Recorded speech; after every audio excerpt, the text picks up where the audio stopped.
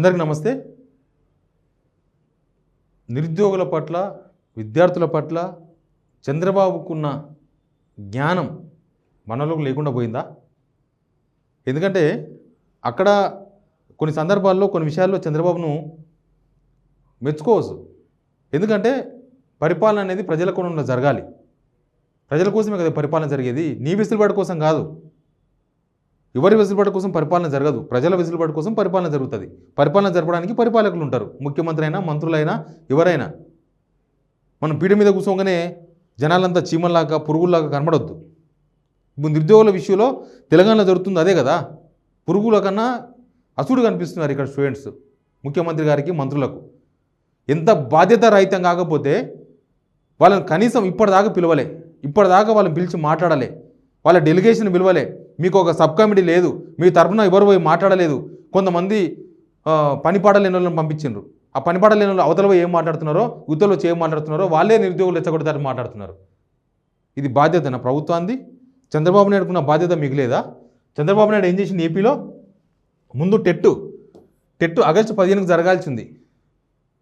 అక్కడ ఉన్న వాళ్ళందరూ కూడా స్టూడెంట్స్ అంతా కూడా టైం లేదు, టైం చాలా తక్కువ ఉంది కాబట్టి మేము ప్రిపేర్ కాలేము, మమ్మల్ని ఎక్స్టెండ్ చేయండి, కొద్దిగా పోస్ట్పోన్ చేయండి అంటే తీసుకుపోయి అక్టోబర్ 5 పడేసాడు. చదువుకోపోండి 3 నెలలు. రీసెంట్గా గ్రూప్ 2 మెయిన్స్ ఈ నెల 25న జరగాల్సింది మెయిన్స్, అవి కూడా పోస్ట్పోన్ చేశారు. ఇంకా డేట్ కూడా ప్రకటించలేదు. నాకు తెలిసి అది కూడా 3 నెలలు పోస్ట్పోన్ అవుతుంది. మరి పొద్దుగా లేస్తే దేవుని కన్నా ముందు చంద్రబాబు దండం పెట్టే మన వాళ్ళు వీడికి వస్తే అదేదో రాష్ట్రపతి వచ్చినట్లుగా, లేకపోతే వేరే దేశానికి ప్రధాని వచ్చినట్లుగా రెడ్ కార్పెట్ వేసి నమస్కారాలు పెట్టి దండాలు పెట్టి అడుగులకు మడుగులు ఒత్తుకుంటా అడుగుకు నమస్కారం పెట్టుకుంటా పోయినారు కదా. మరి అదే చంద్రబాబు చేస్తున్న పని ఇక్కడ ముఖ్యమంత్రి రేవంత్ రెడ్డి గారు ఎందుకు చేస్తలేరు? చంద్రబాబు 18 గంటలు కష్టపడుతున్నాడు, నేను ఆయనతో పోటీ పడాలి, 18 గంటలు కష్టపడాలి అన్నాడు కదా. అక్కడ 18 గంటలు ఆయన అభివృద్ధి చేసుకోవడానికి, అమరావతి డెవలప్మెంట్ కోసం కష్టపడుతుండేమో. ఇక్కడ మీరు కష్టపడుతున్నది ఎందుకు? 18 గంటలు కష్టపడుతున్నది ఎందుకంటే రాత్రి 1:30కు చేరికలు పార్టీలో. దేశంలో ఏ పార్టీ ఎమ్మెల్యేలు, ఏ పార్టీ ఎమ్మెల్సీలు అర్ధరాత్రి 1:30కి ఏరలే. హిస్టరీ అది ఉంటుంది, హిస్టరీలో అట్లే ఉంటుంది, అన్నీ రికార్డెడ్. చంద్రబాబు నాయుడు చేస్తున్న పని, చంద్రబాబు నాయుడు నిరుద్యోగులకు మేలు జరగాలని, అందరికీ ఉద్యోగాలు రావాలని, వీలైనంత ఎక్కువ మందికి చదువుకునే అవకాశం రావాలని వాళ్ళకి అవకాశం ఇస్తే, ఇక్కడ రేవంత్ రెడ్డి గారు ఎందుకు నిరుద్యోగుల విషయం తొక్కిపడేసిండు? నిరుద్యోగుల విషయం ఎందుకు పట్టించుకుంటలేరు? వాళ్ళంతా ఎమ్మెల్యేల పిల్లలు, మంత్రుల పిల్లలు, ముఖ్యమంత్రి గారి పిల్లలు కాదు సార్, పేదలు. వాళ్ళ అమ్మా నాయన ఊళ్ళలో కూలి పని చేసుకుంటారు. ఊళ్ళలో 1 ఎకరా 2 ఎకరాలు ఉంటే వ్యవసాయం చేసుకుంటారు. చిన్న చితక జాబులు చేసుకున్న వారి పిల్లలు వాళ్ళు. మా పిల్లలు గవర్నమెంట్ జాబ్ వస్తే మా ఫ్యామిలీ బాగుపడుతుంది, వీళ్ళ జీవితం బాగుపడుతుంది అని చదివించుకుంటున్న వాళ్ళ కోసం ఎగ్జామ్ పెట్టకుండా నాకు తెలిసి చాలామంది కోచింగ్ సెంటర్లో కూడా పోలేనంత స్తోమత లేని వాళ్ళు ఉంటారు. అందరూ కూడా కోచింగ్ సెంటర్లు పోరు అన్నారు కదా. కోచింగ్ సెంటర్లు 100 కోట్లు వస్తాయి ఒక నెలలో పోస్ట్పోన్ చేస్తే అని కోచింగ్ సెంటర్లు కూడా బందాం చేసిండ్రు. ఎందుకంటే నిన్న గ్రంథాలయ కమిటీ ఇచ్చిన రియాజ్ గారికి ఇచ్చిండ్రు. బహుశా ఆయనకు బాగా అనుభవం ఉంటుంది. కోచింగ్ సెంటర్లు 100 కోట్లు సంపాదించే అవకాశం ఉంటుందా? కోచింగ్ సెంటర్లకు పోతే కుర్చీలు ఉండవు. చాలా కోచింగ్ సెంటర్లలో పాడైపోయిన బోర్డులు ఉంటాయి. నేను కోచింగ్ సెంటర్ వాళ్ళతో కూడా పిలిచి మాట్లాడతాను. నిజానికి నేనే పిలుస్తాను, నేను ఇంటర్వ్యూ చేస్తాను వాళ్ళ దగ్గర పిలిచి. నిజంగా 100 కోట్లు వస్తాయి వాళ్ళకని. ఎందుకంటే నేను కూడా సిగ్నల్ టీవీ మూసేసి నేను కూడా ఒక కోచింగ్ సెంటర్ పెట్టుకుంటా. ఎప్పుడు ఏదో ఒకటి వాయిదా పడుతుంది కదా.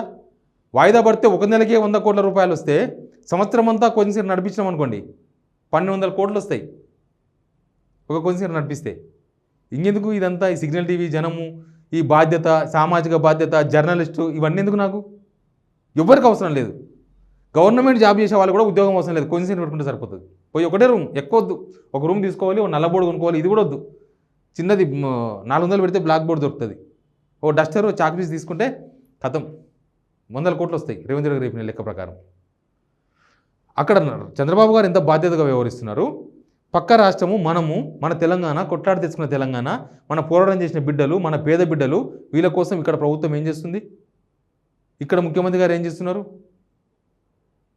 చంద్రబాబు సహచరులం, చంద్రబాబు శిష్యులం అంటే తంతం అని మాట్లాడతారు కదా పొద్దుగాలు లేస్తే. మరి చంద్రబాబు సహచరులు, మీ సహచరులు అక్కడ మంచి పని చేస్తున్నారు. కనీసం ఆయన నీడని తొక్కినా ఇవన్నీ అయ్యేమేమో. మరి ఆల్రెడీ మీరు నీడలు కాదు అన్నీ తొక్కేసింటారు, కానీ ఇవన్నీ అయ్యేది కదా. ఇక్కడ కూడా 1:100 అయ్యేదేమో. ఇక్కడ కూడా గ్రూప్ 1 గ్రూప్ 2 గ్రూప్ 3 పోస్టులు పెంచి పోస్ట్పోన్ చేసేవాళ్ళేమో, ఇక్కడ కూడా డిఎస్సి పోస్ట్పోన్ అయ్యేదేమో. మీరు చేస్తారో చేయరో తర్వాత విషయం. ముందు వాళ్ళని దగ్గరికి రానియకపోతే, అసలు అపాయింట్మెంట్ ఇవ్వకపోతే ఏం లాభం? అపాయింట్మెంట్ లేని ముఖ్యమంత్రి, అపాయింట్మెంట్ ఇవ్వలేని ముఖ్యమంత్రి ఇంకెందుకు? ఇది సమస్య జరుగుతున్నప్పుడు వాళ్ళని పిలిచి మాట్లాడలేని ముఖ్యమంత్రి ఇంకెందుకు? ప్లస్ ఈ శాఖ కూడా మీ దగ్గరనే ఉంది కదా, విద్యాశాఖ కూడా మంత్రి మీరే. పోను శాఖకు మంత్రి ఉన్నారంటే కనీసం ఆ మంత్రి దగ్గర పోయి మాట్లాడుకునే అవకాశం ఉంటుంది. ఈ 12 మంది మంత్రులు ఉన్నారు, ఏం లాభం తెలంగాణకు? వీళ్ళు ఇవాళ నిరుద్యోగులు వచ్చిండ్రు, రేపు నాడు మీరు రుణమాఫీకి సంబంధించి కొన్ని నిబంధనలు ఇస్తే అనర్హత అరువులు కానీ రైతులు ఎవరైనా రోడ్డెక్కితే వాళ్ళు కూడా ఇంతేనేమో పరిస్థితి. జర్నలిస్టులనే కొట్టి లోపల పడేసిండ్రే, ఇక రైతులు ఎంత? రేపు ఫీజు రియంబర్స్మెంట్ కోసం స్టూడెంట్స్ రోడ్డెక్కుతారు, తీసి లోపల పడేస్తారా? బెదిరింప వాళ్ళకి ఇది 25,000 ఇవ్వకపోతే మహిళలు రోడ్డెక్కుతారు, వాళ్ళని కూడా లోపల పడేస్తారు. ఇంతేనా? ఇంకా తెలంగాణలో ఇదే జరగబోతున్న సంకేతాలు ఇస్తున్నారా మీరు? చంద్రబాబు నాయుడు గారిని చూసి నేర్చుకోండి, కొన్ని విషయాలు నేర్చుకోవాలి. మీరు చాలా నేర్చుకున్నారు చంద్రబాబు నాయుడు గారి దగ్గర, కానీ అసలు విషయాలు నేర్చుకోలేదు, ఒరిజినల్ నేర్చుకోలేదు, జనాల కోసం పనిచేసేది నేర్చుకోలేదు, కేవలం బ్యాక్గ్రౌండ్ వరకు నేర్చుకున్నట్టున్నారు. బ్యాక్గ్రౌండ్లో ఓన్లీ చెప్తే వినడం, బ్రీఫ్డ్ మీ లాంటివి మాత్రమే నేర్చుకున్నట్టున్నారు, ఇవి నేర్చుకోలే. ఏపీలో నిరుద్యోగులకు, ఏపీలోని విద్యార్థులకు ఇంత వెసులుబాటు కల్పిస్తున్నప్పుడు తెలంగాణ ప్రభుత్వం ఎందుకు వెసులుబాటు కల్పించదు?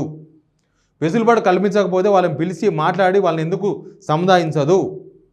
వాళ్ళని కన్విన్స్ చేయండి. ప్రభుత్వంలో ఉన్న ఇబ్బందులు ఉంటే వాళ్ళని పిలిచి కన్విన్స్ చేయండి. సార్ మీకు గ్రూప్ 1 స్టాండర్డ్ పిలవలేము, పిలిస్తే మీకు ఇది ప్రాబ్లం వస్తుంది, మాట్లాడండి. ఎవరికి మాట్లాడతారు? లేరా చదువుకున్న మంత్రులు లేరా? గ్రూప్ 1 అభ్యర్థులతో మాట్లాడే సత్తా ఉన్న మంత్రులు లేరా? డిఎస్సి కాబోయే టీచర్లతో మాట్లాడే సత్తా ఉన్న మంత్రులు లేరా? గ్రూప్ 2 గ్రూప్ 3 కాబోయే గ్రూప్ 2 గ్రూప్ 3 ఆఫీసర్లతో మాట్లాడే సత్తా లేదా? దమ్ము ధైర్యం లేదా? మాట్లాడే దమ్ము ధైర్యం లేదా? వాళ్ళని కన్విన్స్ చేసేది ట్రిక్ లేదా మీ దగ్గర? ఎందుకు పిలుస్తలేరు మరి మీరు? ఈ విషయంలో చంద్రబాబు చాలా బెటర్. ఈ విషయంలో సొంత రాష్ట్రం, నేను అదే చెప్తున్నాను ఫస్ట్ నుంచి, సొంత రాష్ట్రంలో సొంత రాష్ట్ర ప్రయోజనాల విషయంలో చంద్రబాబు నాయుడు ఎప్పుడు కూడా కాంప్రమైజ్ కాడు. అది రేవంత్ రెడ్డి అయినా సరే, వాళ్ళ తాత అయినా సరే, ఎవరితో కాంప్రమైజ్ కాడు. తెలంగాణనే కాదు, ఆ పక్క ఉన్న రాష్ట్రంతో కాంప్రమైజ్ కాడు, ఈ పక్క ఉన్న రాష్ట్రంతో కాంప్రమైజ్ కాడు.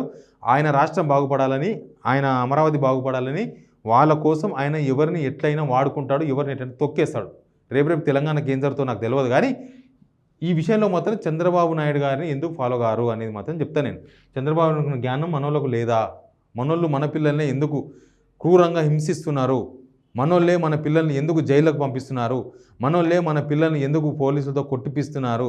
మనోళ్ళే మనోళ్ళకు నీళ్ళు పోయాక అన్నం తినబెట్టక ఎందుకు హింసిస్తున్నారు? మనోళ్ళు కనిపిస్తే చాలు పోలీసులు తీసుకొని పోయి లాఠీలతో కొట్టి రక్షక వెహికల్లో తీసుకొని పోయి సిచ్యువేషన్ క్రియేట్ చేస్తున్నారు. మనోళ్ళే మన పిల్లల్ని పిలిచి ఎందుకు మాట్లాడరు? Please subscribe signal TV.